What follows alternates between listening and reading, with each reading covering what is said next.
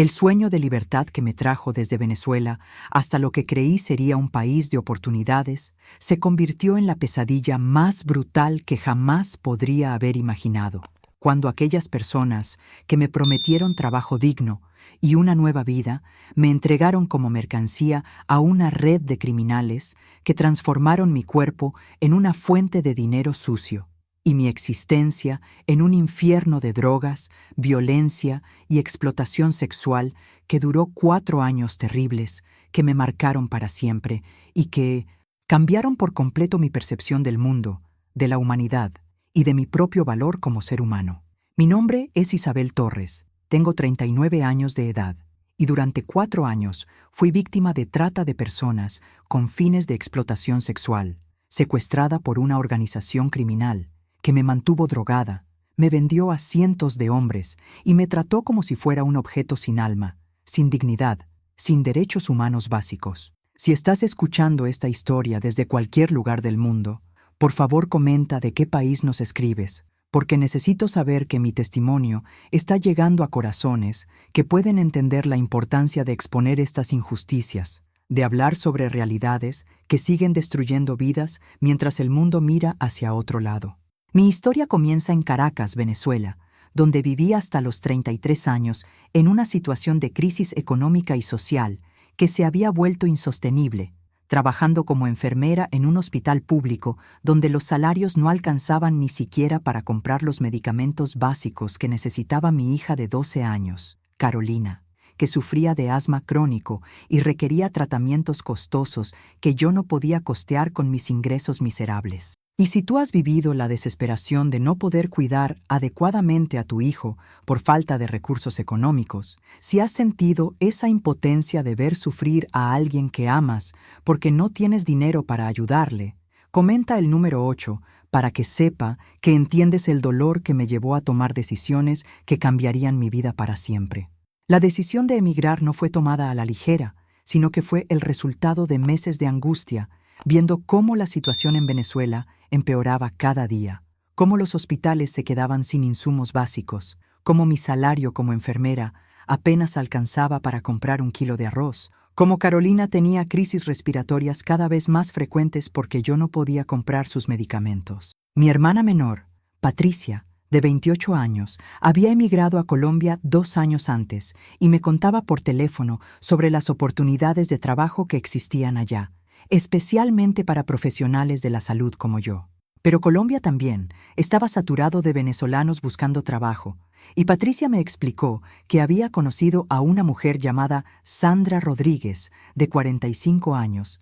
que trabajaba para una agencia de empleo internacional que conectaba profesionales venezolanos con empleadores en Estados Unidos, especialmente en hospitales y clínicas que necesitaban personal de enfermería con experiencia. Sandra me contactó por teléfono desde Bogotá y durante nuestra primera conversación me explicó que tenía conexiones con hospitales en Florida que estaban dispuestos a patrocinar visas de trabajo para enfermeras calificadas. El proceso que Sandra me describió parecía legítimo y profesional. Requería que yo enviara mis credenciales académicas, mi experiencia laboral y una pequeña cuota de procesamiento de $500 para cubrir los gastos de documentación y gestión de la visa. $500 era una fortuna para mí en ese momento, pero Sandra me aseguró que el hospital que me contrataría me reembolsaría esa cantidad en mi primer mes de trabajo y que el salario que ganaría en Estados Unidos me permitiría no solo sostener a Carolina, sino también traerla conmigo una vez que estableciera mi residencia legal.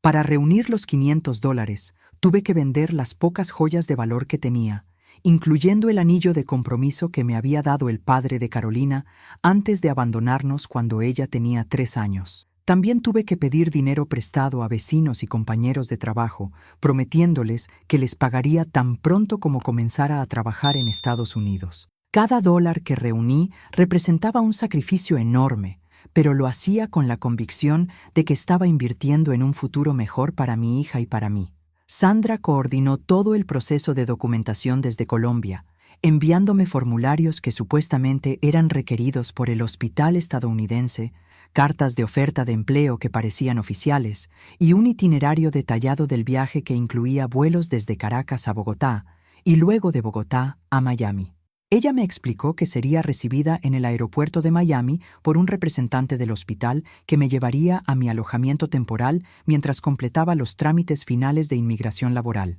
El día de mi partida fue uno de los más difíciles de mi vida, porque tenía que dejar a Carolina con mi madre, María, de 64 años, prometiéndole que la mandaría a buscar tan pronto como tuviera los medios económicos para hacerlo. Carolina lloró tanto cuando me despidió en el aeropuerto que por un momento consideré cancelar todo el plan, pero mi madre me recordó que esta era probablemente la única oportunidad que tendríamos de salir de la pobreza y darle a Carolina un futuro con posibilidades reales de educación y atención médica adecuada. El vuelo de Caracas a Bogotá transcurrió sin problemas, pero cuando llegué al aeropuerto El Dorado, en lugar de encontrarme con Sandra como habíamos acordado, me recibió un hombre llamado Miguel, de aproximadamente 35 años, que me dijo que Sandra había tenido una emergencia familiar y que él se encargaría de acompañarme durante la siguiente etapa del viaje. Miguel tenía una actitud profesional pero distante, y cuando le pregunté por detalles sobre el hospital donde trabajaría,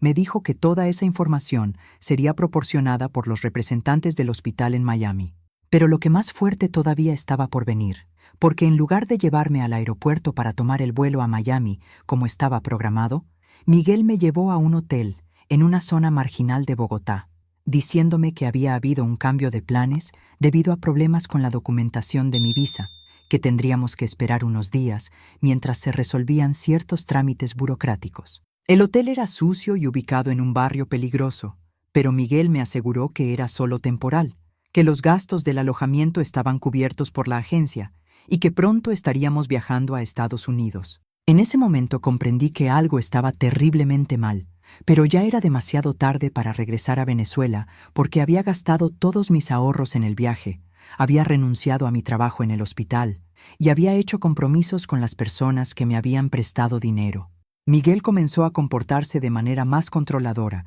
insistiendo en que no saliera del hotel sin él, diciéndome que Bogotá era una ciudad peligrosa para mujeres venezolanas solas, que había bandas criminales que se dedicaban a secuestrar migrantes para pedir rescates a sus familias. Durante la primera noche en el hotel, Miguel me ofreció algo de comer y una bebida que él dijo que me ayudaría a relajarme después del estrés del viaje. Después de beber esa sustancia, que obviamente contenía algún tipo de droga, perdí la conciencia y desperté muchas horas después en un lugar completamente diferente, una habitación sin ventanas que parecía estar en el sótano de un edificio, con varias camas y otras mujeres que parecían estar en condiciones similares a las mías. Fue ahí donde conocí por primera vez a Esperanza, de 28 años, de Colombia, que me explicó en susurros que ambas habíamos sido engañadas por la misma red de traficantes, que estábamos en una casa de seguridad donde mantenían a mujeres que serían vendidas para prostitución,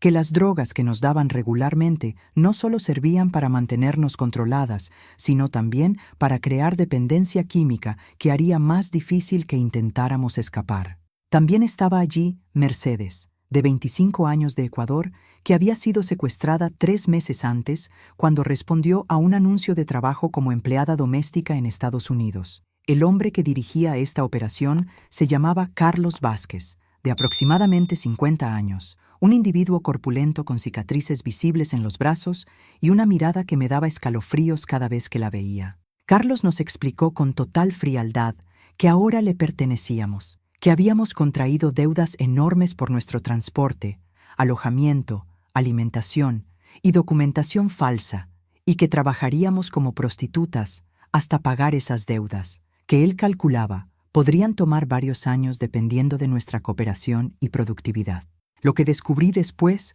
cambió todo para siempre, porque esta casa de seguridad no era solo un lugar de detención temporal, sino parte de una red internacional de tráfico de personas que operaba en múltiples países, moviendo mujeres entre Colombia, Panamá, Costa Rica, México y Estados Unidos, dependiendo de la demanda y las oportunidades de mercado en cada ubicación. Carlos se jactaba de que tenía conexiones con oficiales corruptos de inmigración y policía que facilitaban el movimiento de mujeres a través de las fronteras y que tenía clientes en posiciones de poder que protegían su operación a cambio de acceso preferencial a las víctimas. Durante las primeras semanas en la casa de seguridad, las drogas que nos administraban diariamente me mantenían en un estado de confusión y apatía que hacía difícil resistir o planear cualquier tipo de escape. Estas sustancias no solo afectaban mi capacidad de pensar claramente, sino que también creaban una dependencia física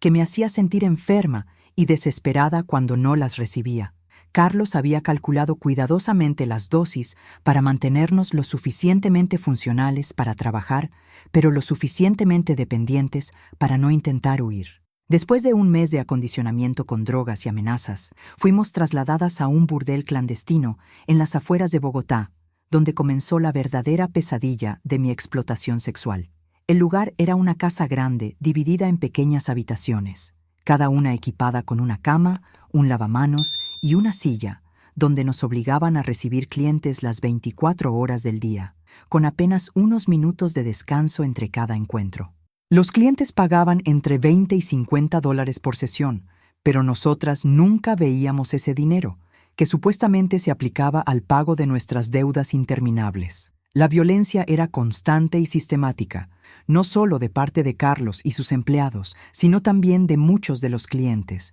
que parecían disfrutar especialmente del hecho de que éramos mujeres vulnerables y sin protección que no podíamos defendernos o reportar los abusos. Los golpes, las humillaciones sexuales extremas y las amenazas de muerte eran parte de la rutina diaria, diseñados para quebrar completamente nuestro espíritu y nuestra resistencia a la explotación. Carlos tenía varios hombres trabajando para él, incluyendo a Roberto, de 30 años, que actuaba como guardián y proxeneta, y a Luis, de 42 años, que se encargaba de administrar las drogas y de castigar a las mujeres que no cumplían con las cuotas diarias de clientes. Luis era particularmente sádico. Parecía derivar placer del sufrimiento que infligía, y tenía una colección de implementos que usaba para torturar a las mujeres que consideraba problemáticas o poco cooperativas. La comida era escasa y de mala calidad, generalmente arroz con frijoles una vez al día, agua que sabía a químicos, y ocasionalmente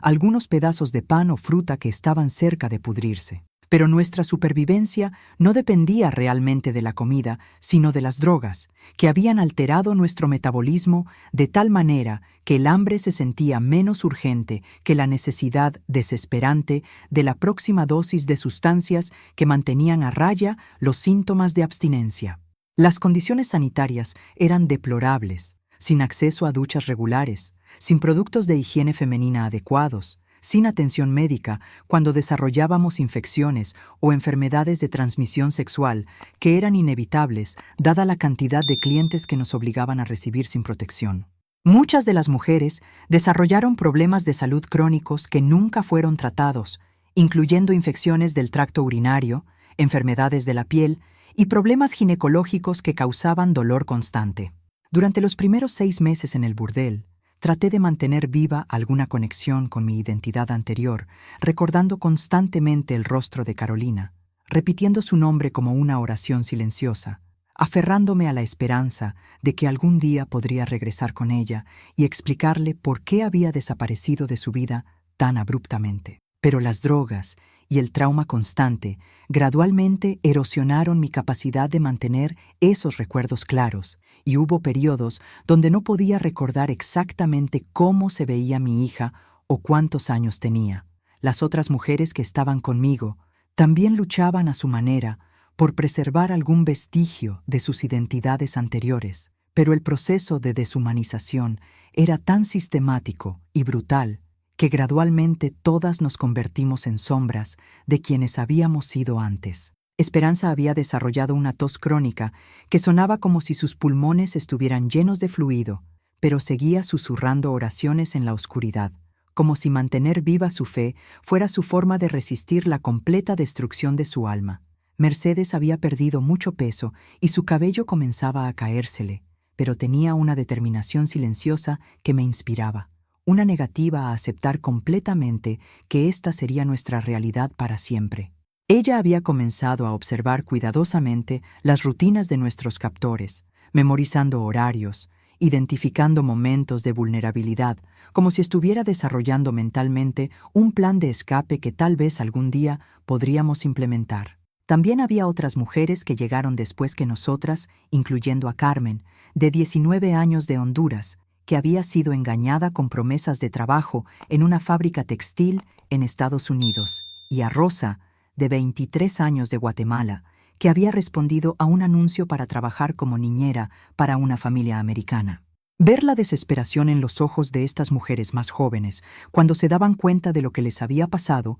me partía el corazón, porque me recordaba mi propia experiencia de despertar en esa habitación sin ventanas y entender que mi vida había cambiado irrevocablemente. Después de 8 meses en el burdel de Bogotá, fuimos trasladadas a Panamá como parte de una operación más grande que aparentemente movía mujeres entre diferentes mercados dependiendo de la demanda y la necesidad de evitar la atención de las autoridades. El viaje se hizo en condiciones inhumanas, amontonadas en la parte trasera de un camión de carga durante más de 20 horas, sin comida, sin agua, sin acceso a baños, con apenas suficiente aire para respirar a través de pequeños agujeros que habían hecho en las paredes del contenedor. En Panamá, la operación era aún más sofisticada y cruel, ubicada en un edificio de apartamentos en apariencia normal, pero que había sido convertido internamente en un complejo de explotación sexual con sistemas de seguridad avanzados, cámaras de vigilancia y personal armado que hacía imposible cualquier intento de escape. El jefe de esta operación era un hombre llamado Eduardo Ramírez, de 45 años, que se presentaba como empresario legítimo, pero que dirigía múltiples negocios ilegales, incluyendo lavado de dinero, tráfico de drogas y tráfico de personas. Eduardo tenía una personalidad diferente a la de Carlos, más educado y aparentemente refinado, pero igualmente despiadado en su tratamiento de las mujeres que explotaba. Él veía nuestro sufrimiento como simplemente el costo de hacer negocios y hablaba sobre nosotras como si fuéramos mercancía que debía ser mantenida en condiciones operativas para maximizar los profits. Sus clientes en Panamá incluían hombres adinerados, políticos locales, empresarios internacionales y turistas que pagaban precios premium por acceso a mujeres que sabían que estaban siendo mantenidas contra su voluntad. La clientela en Panamá era más violenta y sádica que la de Colombia, aparentemente porque los precios más altos atraían hombres que tenían fantasías específicas sobre dominar y humillar a mujeres indefensas. Muchos de estos clientes parecían estar especialmente excitados por el conocimiento de que éramos víctimas de tráfico, que no teníamos elección en lo que nos hacían, que nuestro terror y nuestro dolor eran parte del servicio que estaban comprando. Durante mi tiempo en Panamá, desarrollé múltiples problemas de salud que nunca fueron tratados apropiadamente, incluyendo infecciones recurrentes, problemas dentales severos por la mala nutrición y la falta de higiene oral, y síntomas neurológicos que probablemente estaban relacionados con las drogas que me habían estado administrando durante tanto tiempo. También desarrollé cicatrices permanentes de lesiones infligidas por clientes particularmente violentos, marcas físicas que me recordarían para siempre esta experiencia incluso después de escapar. El daño psicológico era aún más profundo que las heridas físicas, porque después de más de un año de abuso constante, había comenzado a disociarme durante los encuentros con clientes, desarrollando la capacidad de desconectar mentalmente mientras mi cuerpo era usado por extraños que me trataban como un objeto sin sentimientos. Esta disociación era una estrategia de supervivencia que me permitía mantener alguna parte de mi mente intacta, pero también significaba que estaba perdiendo contacto con aspectos fundamentales de mi propia identidad y humanidad. También había comenzado a experimentar episodios de depresión tan profunda que había días cuando no podía levantarme de la cama, cuando la idea de enfrentar otro día de abuso me parecía literalmente imposible de soportar. Durante estos episodios, Eduardo y sus empleados me administraban drogas estimulantes que me obligaban a funcionar, pero que también intensificaban mi ansiedad y mi sensación de estar perdiendo el control sobre mi propia mente. Pero por más que trataron de quebrar completamente mi espíritu, algo profundo dentro de mí se negaba a rendirse totalmente, una chispa de mi esencia original que sobrevivía escondida en algún lugar inaccesible para mis captores. Era esta chispa la que me permitía mantener secretos recuerdos de Carolina, la que me daba fuerzas para soportar los días más difíciles, la que me hacía creer que tal vez algún día podría escapar de esta pesadilla y reclamar algún vestigio de la vida que había perdido. El punto de inflexión en mi situación llegó después de 2 años en cautiverio, cuando una operación coordinada entre fuerzas policiales de Panamá, Colombia y Estados Unidos realizó una redada simultánea en múltiples ubicaciones asociadas con la red de tráfico que me mantenía prisionera. Aparentemente, las autoridades habían estado investigando esta organización durante meses, siguiendo pistas financieras, interceptando comunicaciones y trabajando con informantes infiltrados para mapear la extensión completa de la operación. La redada ocurrió durante una madrugada, cuando la mayoría de las mujeres estábamos durmiendo después de una noche particularmente brutal de trabajo, y el sonido de sirenas, gritos y puertas que se rompían inicialmente me hizo pensar que tal vez se trataba de una guerra entre organizaciones criminales rivales. Pero cuando finalmente vi oficiales uniformados entrando a nuestras habitaciones, cuando escuché a alguien gritando en español que éramos víctimas y que estábamos seguras, sentí por primera vez en 2 años algo parecido a la esperanza corriendo por mis venas como electricidad. Sin embargo, el proceso de ser rescatada fue más complejo de lo que había imaginado, porque después de tanto tiempo siendo drogada y abusada, mi capacidad de confiar en cualquier figura de autoridad había sido completamente destruida, y inicialmente tuve miedo de que estos supuestos oficiales de policía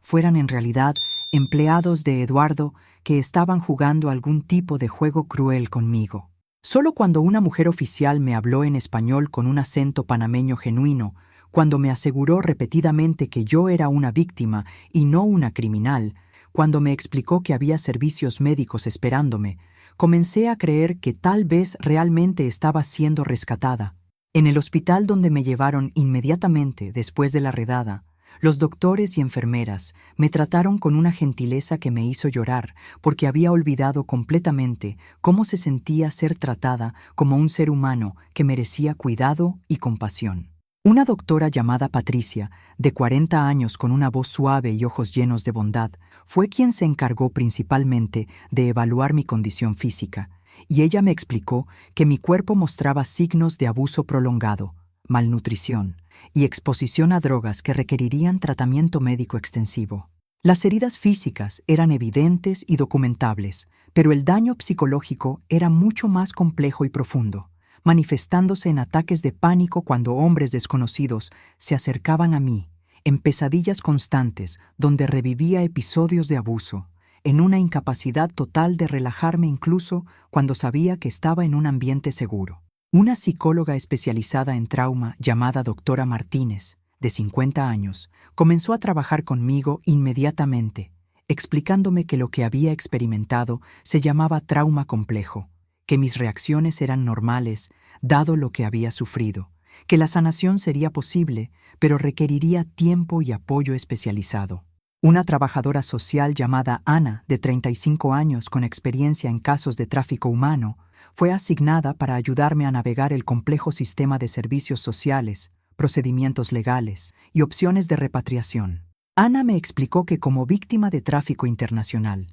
yo tenía derechos específicos bajo leyes internacionales que podría aplicar para protección especial en Panamá mientras colaboraba con las autoridades en el procesamiento de mis captores, o que podría solicitar asistencia para regresar a Venezuela si eso era lo que yo prefería. El proceso de decidir qué hacer con mi futuro fue abrumador, porque después de 2 años de no tener ningún control sobre mi vida, la simple idea de tomar decisiones independientes me causaba ansiedad extrema. Por un lado, quería desesperadamente regresar a Venezuela para reunirme con Carolina, pero por otro lado, sabía que la situación económica en mi país había empeorado significativamente durante mi ausencia y que yo regresaría sin recursos, sin trabajo y con problemas de salud mental que requerirían tratamiento que probablemente no estaría disponible allá. Ana me ayudó a contactar a mi familia en Venezuela, una llamada telefónica que fue una de las experiencias más emotivas de mi vida porque era la primera vez en 2 años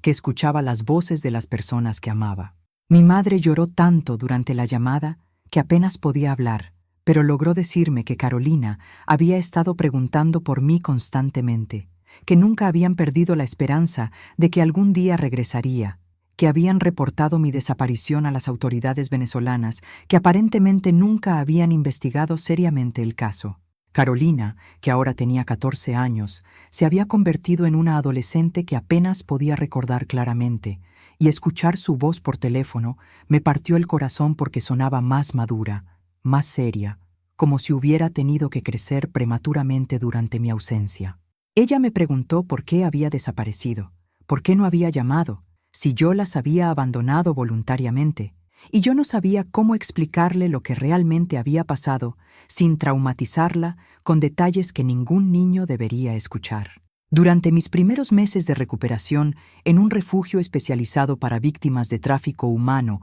en Ciudad de Panamá, luché constantemente con sentimientos de culpa y vergüenza sobre lo que había pasado, preguntándome si de alguna manera había sido culpable de haber caído en la trampa de los traficantes, si había sido demasiado ingenua o desesperada, si otras mujeres en mi situación habrían sido lo suficientemente inteligentes para evitar ser engañadas. La terapia con doctora Martínez fue crucial para ayudarme a entender que yo había sido víctima de criminales sofisticados que se especializaban en explotar la vulnerabilidad de mujeres desesperadas, que nada de lo que había pasado había sido mi culpa. El refugio era dirigido por una organización no gubernamental internacional que se especializaba en asistencia a víctimas de tráfico humano, y el personal incluía sobrevivientes que habían pasado por experiencias similares y que ahora dedicaban sus vidas a ayudar a otras mujeres en proceso de recuperación. Una de estas mujeres era Carmen,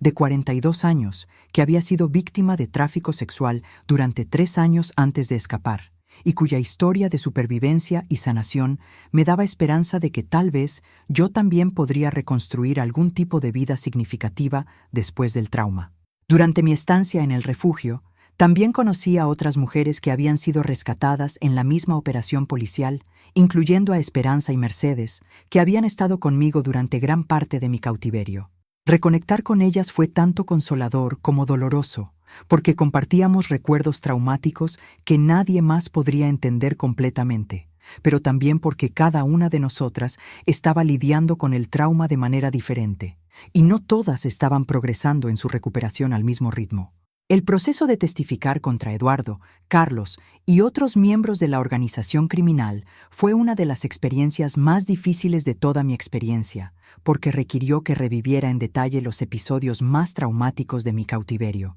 que describiera públicamente actos de violencia sexual y humillación que había tratado de reprimir en mi memoria, que enfrentara a los hombres que me habían torturado mientras ellos trataban de desacreditar mi testimonio, sugiriendo que yo había participado voluntariamente en prostitución. Sin embargo, también fue profundamente empoderador poder finalmente hablar mi verdad en un foro oficial donde mi voz tenía peso legal, donde mi testimonio podría contribuir a asegurar que estos criminales recibieran castigo y no pudieran continuar explotando a otras mujeres. El proceso judicial duró más de 1 año, durante el cual tuve que testificar múltiples veces, pero finalmente Eduardo recibió una sentencia de 30 años de prisión. Carlos recibió 25 años y varios otros miembros de la organización recibieron sentencias significativas. Ver justicia siendo servida no borró el trauma que había experimentado, pero me daba una sensación de cierre y validación que había estado necesitando, confirmación oficial de que lo que me había pasado había sido un crimen terrible, que yo había sido víctima de injusticia, que mi sufrimiento había sido reconocido por la sociedad y castigado apropiadamente. También me daba la satisfacción de saber que mi testimonio había contribuido a proteger a otras mujeres potenciales víctimas al remover a estos criminales de las calles. Después de completar mis responsabilidades legales en Panamá, tomé la difícil decisión de no regresar inmediatamente a Venezuela, sino de aplicar para asilo en Estados Unidos basándome en mi estatus como víctima de tráfico humano y en las condiciones peligrosas que enfrentaría en mi país de origen si regresara. Esta decisión fue extremadamente dolorosa porque significaba prolongar mi separación de Carolina, pero las autoridades estadounidenses me aseguraron que eventualmente podría solicitar que ella fuera traída a Estados Unidos una vez que yo estableciera residencia legal. El proceso de solicitud de asilo fue complejo y estresante. requiriendo documentación extensa de mi experiencia de tráfico, evaluaciones psicológicas que confirmaran el trauma que había experimentado, y testimonios de expertos sobre las condiciones en Venezuela que harían peligroso mi regreso. Una organización legal sin fines de lucro especializada en casos de inmigración para víctimas de tráfico humano me proporcionó representación gratuita, y después de 8 meses de procedimientos, mi solicitud de asilo fue aprobada. Llegar a Estados Unidos como refugiada fue abrumador y aterrador, porque después de años de no tener control sobre mi vida, la responsabilidad de tomar decisiones independientes sobre dónde vivir, cómo sostenerme económicamente y cómo navegar un sistema social completamente nuevo me causaba ansiedad constante. Un programa gubernamental para víctimas de tráfico humano me proporcionó alojamiento temporal, asistencia económica básica y conexión con servicios de apoyo especializados, incluyendo terapia continua para trauma y programas de capacitación laboral. La adaptación a la vida en Estados Unidos fue gradual y difícil, no solo por las diferencias culturales y el idioma, sino porque el trauma de mi experiencia afectaba mi capacidad de confiar en las personas, de formar relaciones saludables, de funcionar en situaciones sociales normales. Tenía pesadillas constantes, ataques de pánico en multitudes y una hipersensibilidad a cualquier situación que me recordara aspectos de mi cautiverio. La terapia continua fue esencial, ayudándome a desarrollar herramientas para manejar los síntomas de estrés postraumático y para reconstruir gradualmente mi sentido de identidad y valor personal. También enfrenté desafíos prácticos enormes, como aprender inglés lo suficientemente bien para encontrar empleo, obtener credenciales profesionales equivalentes a mi educación como enfermera en Venezuela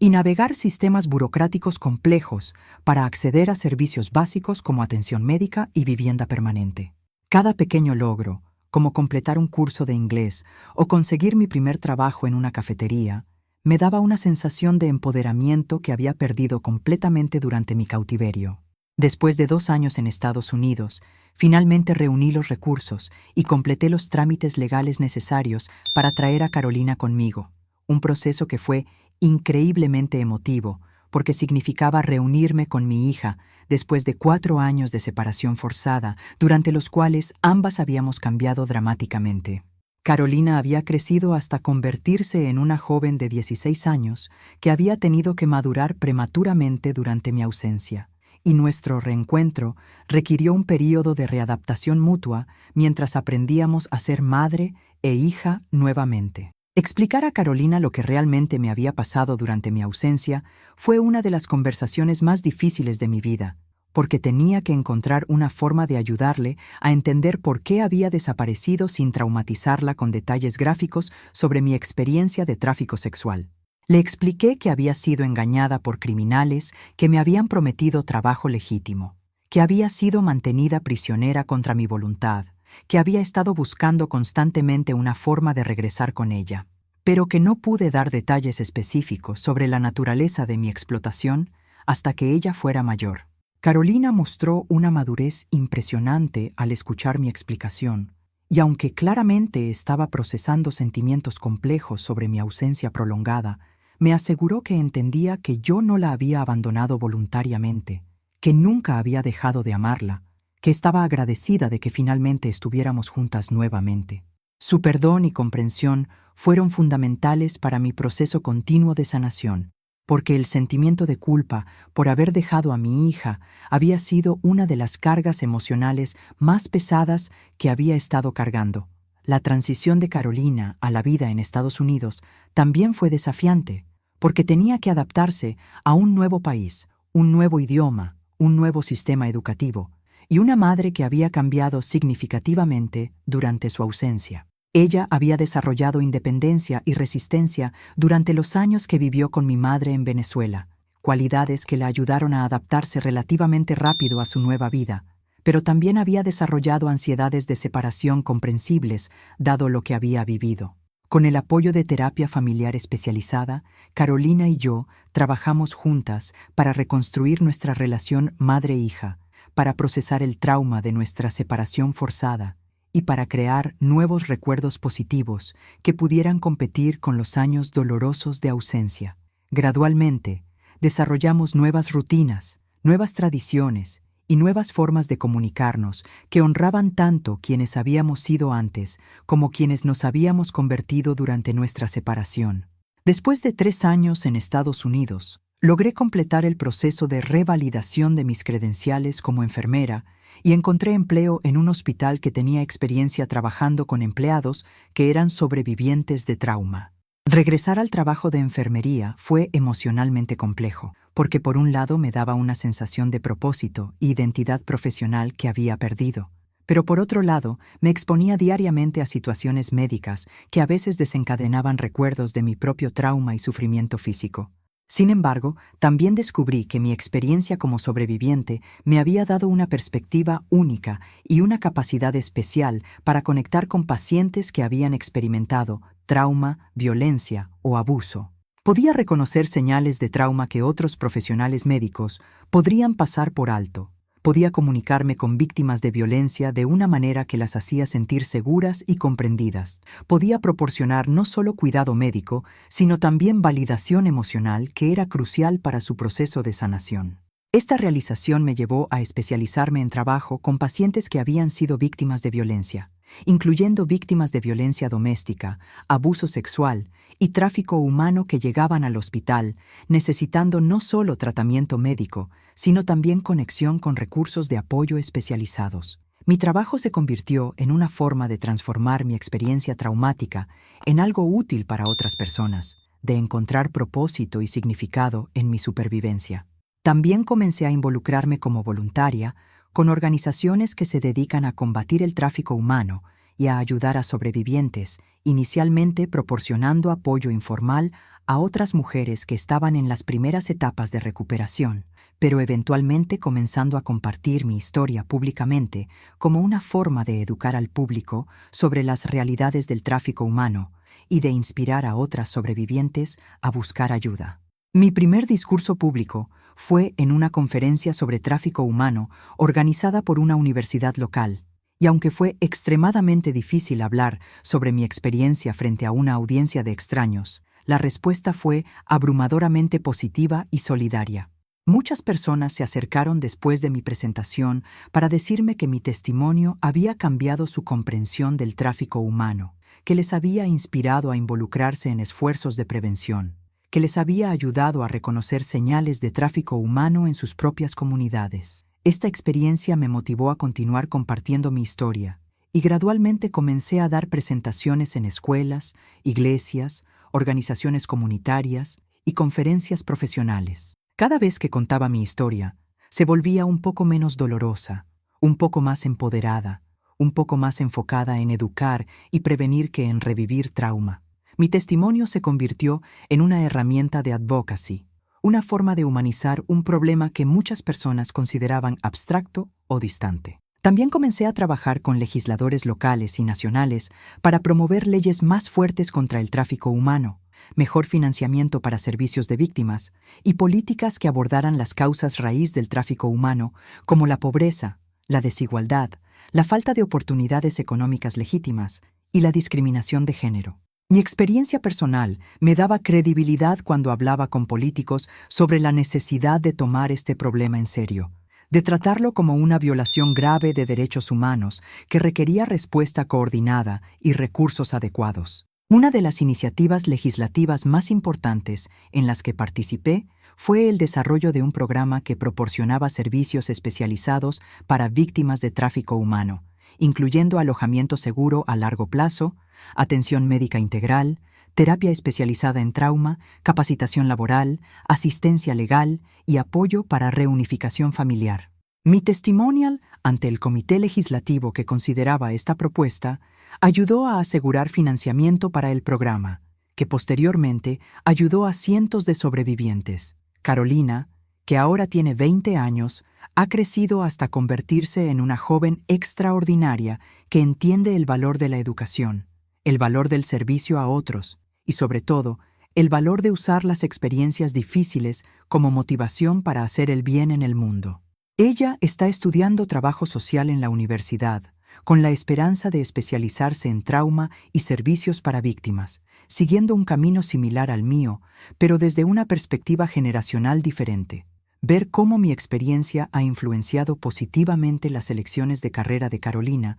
me llena de un orgullo que es difícil de describir, porque significa que incluso las cosas más horribles pueden ser transformadas en motivación para crear cambio positivo en el mundo. Ella a menudo me acompaña a mis presentaciones públicas, no como víctima secundaria, sino como joven activista que entiende la importancia de romper silencios sobre injusticias sociales. Mi relación con mi madre en Venezuela se ha mantenido fuerte a pesar de la distancia geográfica, comunicándonos regularmente a través de videollamadas y apoyándonos mutuamente en nuestros respectivos desafíos. Ella está orgullosa del trabajo que hago en Estados Unidos y del progreso que Carolina ha hecho en su educación, pero también continúa lidiando con sentimientos de culpa por no haber podido protegerme del engaño inicial que llevó a mi tráfico. He aprendido que la sanación de trauma complejo no es un proceso lineal, con un final definido, sino un journey continuo que requiere herramientas constantes,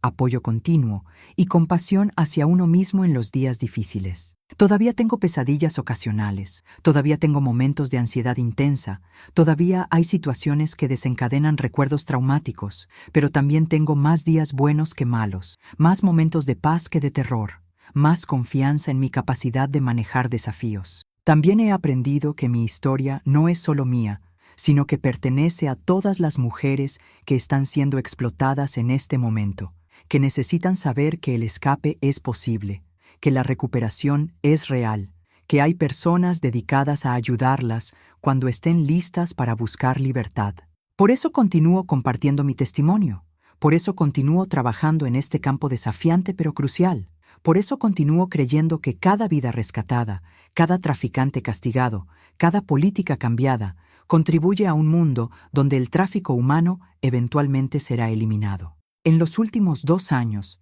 también he comenzado a trabajar internacionalmente con organizaciones que se dedican a combatir el tráfico humano en América Latina, viajando de regreso a países como Panamá y Colombia para capacitar a profesionales locales, para consultar sobre el desarrollo de servicios para víctimas y para participar en conferencias internacionales sobre estrategias de prevención y respuesta. Estos viajes de regreso a la región donde fui victimizada han sido emocionalmente intensos, pero también profundamente sanadores, porque me han permitido confrontar mis traumas desde una posición de poder en lugar de victimización, regresar como experta y activista en lugar de víctima vulnerable, contribuir a soluciones en lugar de simplemente sobrevivir al problema. Durante una de estas visitas a Panamá, tuve la oportunidad de visitar el refugio donde había comenzado mi recuperación y conocer a mujeres que estaban en las primeras etapas de su proceso de sanación después de haber sido rescatadas de situaciones de tráfico. Poder ofrecerles esperanza tangible, mostrarles que la vida después del trauma puede tener propósito y belleza, fue una de las experiencias más gratificantes de mi trabajo. También he mantenido contacto con algunas de las otras mujeres que fueron rescatadas conmigo, incluyendo a Esperanza y Mercedes, que han encontrado sus propios caminos hacia la recuperación y el empoderamiento. Esperanza ahora trabaja como consejera de crisis en Colombia, usando su experiencia para ayudar a otras víctimas de violencia, mientras que Mercedes ha regresado a Ecuador, donde dirige un programa de prevención de tráfico humano en comunidades rurales. Estas conexiones con otras sobrevivientes me han enseñado que no existe una forma correcta de sanar del trauma de tráfico humano, que cada mujer encuentra su propio camino hacia la recuperación, que la fuerza puede manifestarse de muchas formas diferentes. Lo que todas compartimos es la determinación de no permitir que nuestras experiencias nos definan completamente, la decisión de usar nuestro dolor como combustible para crear cambio positivo. Actualmente estoy trabajando en la escritura de un libro que detallará mi experiencia, pero también proporcionará recursos prácticos para otras sobrevivientes, para sus familias, para profesionales que trabajan con víctimas de tráfico humano, y para cualquier persona que quiera entender mejor este problema y cómo puede contribuir a su solución. El proceso de escritura ha sido tanto terapéutico como desafiante, requiriendo que organice mis recuerdos de una manera más sistemática de lo que jamás había hecho antes. También estoy desarrollando un programa de mentoría que conectará a sobrevivientes establecidas en su recuperación con aquellas que están en las primeras etapas del proceso, creando una red de apoyo entre pares que complementará los servicios profesionales disponibles. Este programa reconocerá que hay aspectos de la experiencia de tráfico humano que solo alguien que ha vivido algo similar puede entender verdaderamente. Una de las cosas más importantes que he aprendido es que el tráfico humano no puede ser eliminado solamente a través de esfuerzos de aplicación de la ley, por importantes que sean. Debe ser abordado como un problema sistémico que requiere cambios en las condiciones sociales, económicas y políticas que crean vulnerabilidad al tráfico humano en primer lugar. Por eso, parte de mi trabajo de advocacy se enfoca en promover políticas que aborden la pobreza, que expandan oportunidades educativas y económicas para poblaciones vulnerables, que protejan los derechos de trabajadores migrantes, que fortalezcan protecciones para mujeres y niñas, y que aborden la discriminación y marginalización que hacen que ciertas poblaciones sean blancos especialmente atractivos para los traficantes. También trabajo para cambiar percepciones públicas sobre las víctimas de tráfico humano, combatiendo mitos y estereotipos que impiden que las víctimas sean identificadas y que reciban la compasión y el apoyo que merecen. Uno de los mitos más dañinos es que las víctimas de tráfico humano siempre son físicamente restringidas, cuando la realidad es que muchas víctimas son controladas a través de medios psicológicos, dependencia de drogas, deudas falsas, amenazas contra familiares o estatus legal precario. Otro mito dañino es que las víctimas de tráfico humano siempre son niños inocentes o mujeres que nunca tomaron decisiones que contribuyeron a su situación. La realidad es que muchas víctimas, como yo, tomamos decisiones de emigrar en búsqueda de mejores oportunidades. Pero esto no significa que mereciéramos ser explotadas, abusadas o tratadas como esclavos. La vulnerabilidad no es culpabilidad y la desesperación no justifica victimización. Mi experiencia me ha enseñado que la línea entre víctima y sobreviviente, entre vulnerabilidad y agencia, entre trauma y sanación, es mucho más compleja y matizada de lo que los estereotipos simples sugieren. Mi historia no es una historia simple de victimización seguida por rescate y recuperación completa. Es una historia compleja de trauma y resistencia, de pérdida y reconstrucción, de dolor y transformación, de desesperación y esperanza, coexistiendo de formas que no siempre son ordenadas o predecibles. Todavía hay días cuando los recuerdos de mi experiencia me abruman, cuando tengo pesadillas sobre clientes violentos, cuando ciertos sonidos o olores me transportan de regreso a esas habitaciones donde fui explotada durante tanto tiempo. Pero también hay días, cada vez más frecuentes, cuando me siento profundamente agradecida por mi vida actual, cuando me siento orgullosa del trabajo que hago, cuando me siento esperanzada sobre el futuro que Carolina tendrá. La sanación no ha significado olvidar o superar completamente mi experiencia, sino integrarla en una narrativa más amplia de mi vida,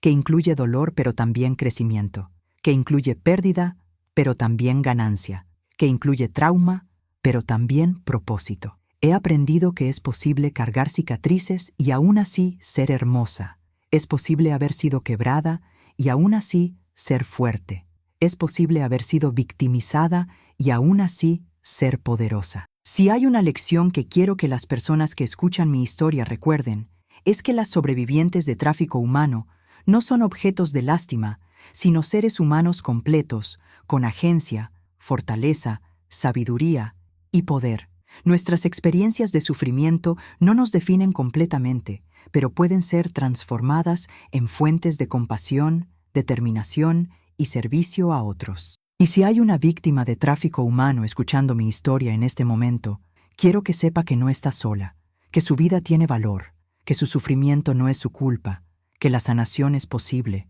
que hay personas dispuestas a ayudar, que hay un futuro más allá del presente lleno de dolor. El camino hacia la recuperación es largo y difícil, pero no es imposible, y no tiene que caminarlo sola. Mi nombre es Isabel Torres, tengo 39 años, soy madre, sobreviviente, enfermera, activista y luchadora por la justicia. Mi historia comenzó con engaño y explotación, pero no terminará con dolor. Mi historia es una de transformación, de esperanza triunfando sobre desesperación, de luz emergiendo de oscuridad, de propósito naciendo de sufrimiento. Y mi historia continúa escribiéndose cada día, con cada sobreviviente que ayudo, con cada política que cambio, con cada corazón que toco con mi testimonio. Esta es mi historia, pero también es la historia de millones de mujeres y hombres alrededor del mundo que han sobrevivido al tráfico humano y que han elegido transformar su dolor en poder, su trauma en testimonio,